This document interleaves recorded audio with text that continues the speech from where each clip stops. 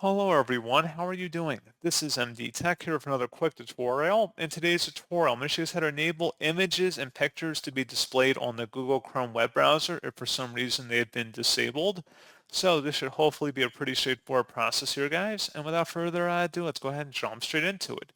So all you have to do is open up Chrome and select the menu icon up at the top right, and then go down and select Settings.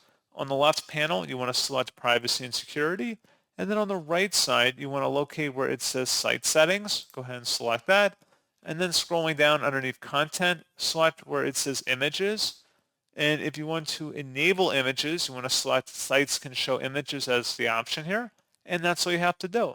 So pretty straightforward process on that, guys. And as always, thank you for watching. I do hope that was able to help you out. And I do look forward to catching you all in the next tutorial.